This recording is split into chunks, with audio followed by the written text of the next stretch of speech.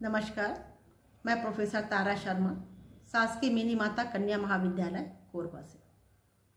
आज के मेरा व्याख्यान रहेगा एमए 4th सेमेस्टर के फर्स्ट पेपर की 3rd यूनिट के ऊपर। चैप्टर है श्रीनिवास का रामपुर का संरचनात्मक प्रकार्यात्मक परिप्रेक्ष्य। श्रीनिवास एक प्रसिद्ध समाजशास्त्री रहे। इस महान समाजशास्त्री का जन्म 1916 में हुआ। इनका पूरा नाम था मैसूर नरसिम्हाचार्य श्रीनिवास। श्रीनिवास ने मैसूर विश्वविद्यालय से ऑनर्स की उपाधि ग्रहण की। तत्पश्चात उच्च शिक्षा के लिए वो मुंबई चले गए। वहाँ पर इन्होंने एक शोध प्रबंध लिखा जिसका शीर्षक था marriage and family among the Kannada caste in Mysore state. यह शोध प्रबंध इन्होंने 1938 में लिखा। 1944 में भारत के कुर्क लोगों पर इन्होंने एक थीसिस लिखी। यह थीसिस इन्होंने जीएस घुरिये के निर्देशन में लिखे थे और इसी में इन्होंने पीएचडी की उपाधि भी जो है वह प्राप्त की। इन्होंने अपना अध्ययन का आधार रामपुर ग्राम को बनाया। श्रीनिवास का मानना है कि जब तक ग्राम का अध्ययन, उसकी संरचना और उसके कार्य के बारे में हम नहीं समझेंगे तब तक हम संपूर्ण संरचना और प्रकार्य को नहीं समझ सकते हैं। और इसीलिए इन्होंने रामपुरा ग्राम को अपना अध्ययन का आधार बनाया। आइए अब रामपुरा ग्राम का अध्ययन श्रीनिवास ने किस प्रकार से किया, किस प्रकार से एक एक पक्ष का जो है उन्होंने विस्तृत अध्ययन करके उस पर अपना लेख प्रस्तुत किया, इस पर हम प्रकाश डालते हैं। 1948 में जिस समय श्रीनिवास ने अध्ययन शुरू किया उस समय रामपुर की जनसंख्या मात्र 1523 थी। वहाँ 19 जनजातियाँ जो है वो वहाँ 19 जातियाँ निवास करती थी। इसके साथ ही साथ मुसलमान भी जो है वहाँ निवास करते थे। अधिकतर जातियाँ परंपरागत जाति व्यवस्था को ही अपनाते थे। इन जातियों में ऊंच नीच जो है वो पाई जाती थी। ये अंतर्विवाही होते थे। भोजन और सामाजिक सहवास पर पूर्णतः प्रतिबंध था। सभी जातियाँ इन नियमों का पालन काफ़ी कड़ाई से करते थे। ये अवश्य था कि पुरुषों की तुलना में स्त्रियां छुआछूत पर ज़्यादा विश्वास करती थीं। इस प्रकार से हम इन जातियों के संबंध में देखते हैं कि इनकी जाति व्यवस्था पूर्णतः परंपरागत व्यवस्था पर आधारित है। रामपुर गांव की जनसंख्या का आधा से अधिक भाग कृषि पर आधारित था। कृषक या तो वे स्वयं मालिक होते थे या साझेदारी पर भी कृषि करते थे।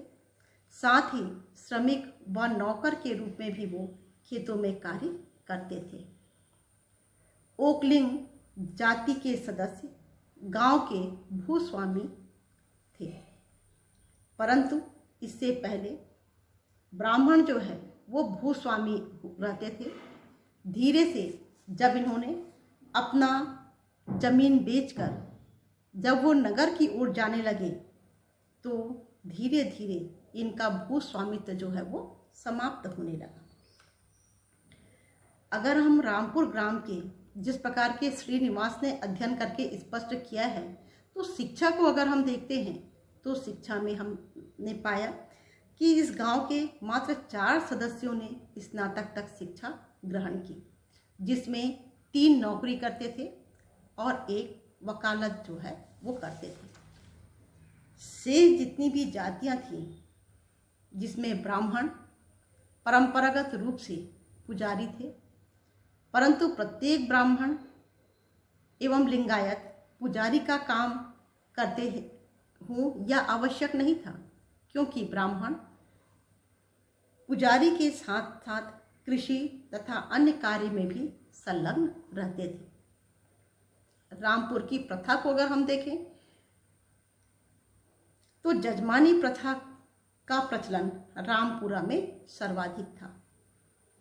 कुम्हार, धोबी, नाई कृषकों की सेवा जो है ये कृषकों की सेवा करते थे और बदले में उन्हें अनाज दिया जाता था।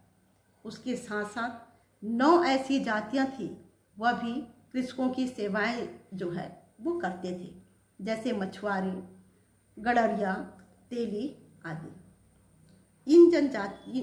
इन जातियों का संबंध अपने ग्राम रामपुरा तक ही सीमित नहीं था, ये अन्य जातियों में भी, अन्य जातियों के साथ या अन्य ग्रामों के साथ भी फैले हुए थे।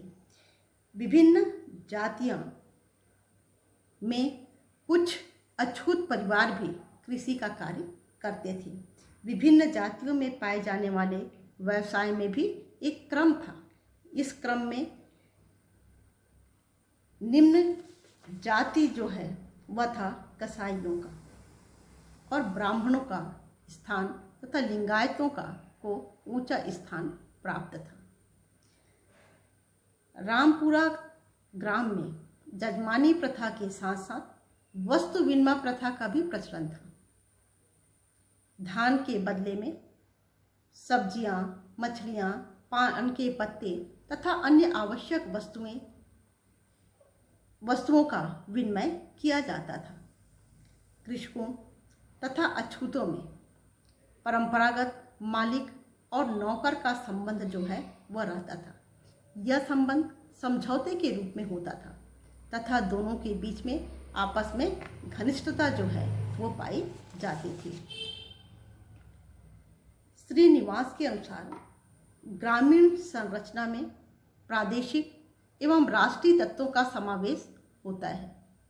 जीवन के धार्मिक क्षेत्र में भी इन प्रभावों का ओतप्रोत हमेशा रहा है। राजनीतिक दृष्टि से ओकलिंग प्रभु जाति थी, जिसके गांव में जनसंख्या यथेष्ट थी। इस जाति का बुजुर्ग गांव में न्याय और शांति व्यवस्था बनाए रखने में अपना महत्वपूर्ण योगदान देते थे। साथ ही सभी प्रकार के पारिवारिक झगड़ों, कर्ज संबंधी झगड़ों, विवाह संबंधी मतभेदों को दूर करने का कार्य भी यही बुजुर्ग व्यक्ति करते थे। रामपुरा ग्राम में श्रीनिवास ने संस्कृति की प्रक्रिया को भी पता लगाने का प्रयास जो है वो किया है। संस्कृतिकरण वह प्रक्रिया है जिसमें कोई निम्न जाति किसी उच्च जाति व्यवस्था को प्राप्त करने का प्रयास करता है, उनके रीति रिवाजों को अपनाने का प्रयास करता है और कालांतर में परंपरा से जो उसे मिला हुआ है उससे ऊंचा स्थान प्राप्त करने का प्रयास जो है वह करता है।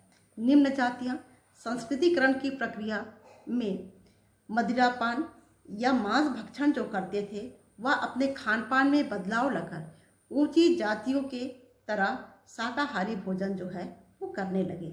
श्रीनिवास का रामपुरा का अध्ययन जो संपूर्णतः संस्कृतिकरण की अवधारणा पर आधारित है के कारण उन्हें काफ़ी प्रसिद्धि जो है वह प्राप्त हुई। श्रीनिवास ने इतना ही नहीं, उन्होंने यह भी स्पष्ट किया कि किस तरह से व्यक्ति के संस्कार और व्यक्ति का समाज किस तरह से एकता को बनाए रखने में, समाज के संचालन करने में किस प्रकार वह और वर्तमान परिस्थितियों के साथ समझौता स्थापित करने में किस तरह कारगर सिद्ध होता है। इस संबंध में श्रीनिवास ने सबसे पहले यह कहा कि संस्कार के माध्यम से ही सामाजिक जीवन में समरूपता उत्पन्न की जा सकती है। अतः हमारे संस्कार ऐसे रहते हैं कि हम एक दूसरे के साथ घनिष्ठता से संबंध स्थापित करते हुए अपनी आवश्यकताओं की पूर्ति करते हुए आसानी से जीवन यापन करते हुए चलते हैं। दूसरा इन्होंने श्रीनिवास ने कहा कि व्यक्ति की भावनाएं जो उनके भावों पर आधारित होती है, उनको अभिव्यक्ति प्रदान करना यह संस्कार पर ही निर्भर है। जिस प्रकार के संस्कार व्यक्ति के रहते हैं वह अपनी अभिव्यक्ति भी उसी प्रकार से ही करता है। तीसरा इन्होंने कहा कि समाज के सदस्यों के आचरण को नियमित और नियंत्रित करने का कार्य भी संस्कार के माध्यम से ही संभव हो सकता है। पुनः श्रीनिवास ने कहा कि संस्कृति को एक पीढ़ी से दूसरी पीढ़ी में हस्तांतरित करने का कार्य भी संस्कार के माध्यम से ही संभव है, अन्यथा हमारी संस्कृति एक पीढ़ी से दूसरी पीढ़ी में जब हस्तांतरित नहीं होगी तो स्वाभाविक है कि आगे आने वाले समाज को या पीढ़ी को कठिन परिस्थितियों का सामना करना पड़ सकता है। साथ ही इन्होंने कहा कि प्राकृतिक प्रकोप और इस प्रकार के रोग जिनका इलाज संभव नहीं है, एकाएक जब समाज में या राष्ट्र के ऊपर असामान्य स्थिति निर्मित हो जाती है, ऐसे समय में समाज में रहने वाले व्यक्ति को धीरज बंधाना, धीरज के साथ काम लेना तथा इसका निराकरण किस प्रकार से करना है यह भी संस्कार के माध्यम से ही संभव हो सकता है। इस प्रकार यह जो संस्कार है वह व्यक्तियों को एकीकरण संबंधित कार्यों की पूर्ति जो है वो करता है। धार्मिक कृत्य जन साधारण को एक दूसरे के साथ जोड़ने का काम करता है और यदि इन बंधनों को हटा दिया जाए तो जन सामान्य जो है वह भ्रमित हो जाएगा और बिखर जाएगा, जिससे हमारी सामाजिक व्यवस्था जो है वो तार हो जाएगी। इस प्रकार श्रीनिवास ने रामपुरा ग्राम की संपूर्ण अध्ययन किया और अध्ययन करने के बाद इन्होंने यह स्पष्ट कर दिया कि ग्रामीण सामाजिक संरचना को समझने में संरचनात्मक प्रकार्यात्मक परिप्रेक्ष्य को अपनाना अत्यंत ही आवश्यक है। उनका यह भी कहना है कि इस परिप्रेक्ष्य को अपनाए बिना हम ग्रामीण समाज का वास्तविक अध्ययन प्रस्तुत नहीं कर सकते हैं। अतः हमें इस संरचनात्मक प्रकारात्मक परिप्रेक्ष्य को अपनाना अत्यंत ही आवश्यक है और इसी परिप्रेक्ष्य से हम ग्रामीण समाज के अध्ययन जो है वो आसानी से कर सकते हैं। आज का व्याख्यान जो है वो यहीं पर समाप्त होता है। धन्यवाद।